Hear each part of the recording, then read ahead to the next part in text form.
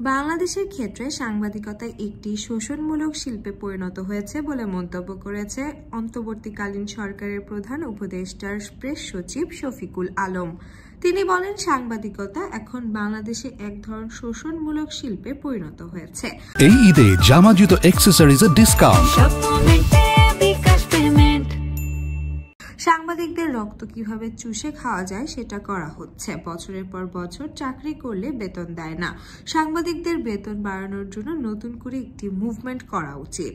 গতকাল জাতীয় প্রেস ক্লাবের জহুরা হোসেন চৌধুরী হলের মাল্টিমিডিয়া রিপোর্টার অ্যাসোসিয়েটের উদ্যোগে আয়োজিত এক আলোচনা সভায় তিনি এসব কথা বলেন।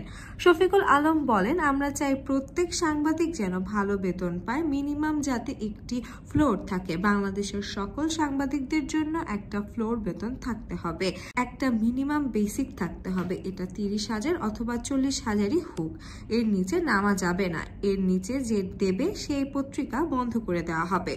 প্রেস সচিব আরও বলেন, আমাদের খারাপ জার্নালিজম করার দরকার নেই। যারা খেটে জার্নালিজম করবে তাদের ইন্টেলেকচুয়াল প্রপার্টির রাইট দিতে হবে এবং তাদের মূল্যায়ন করতে হবে। তাদের একটি বেসিক অনুযায়ী বেতন দিতে হবে।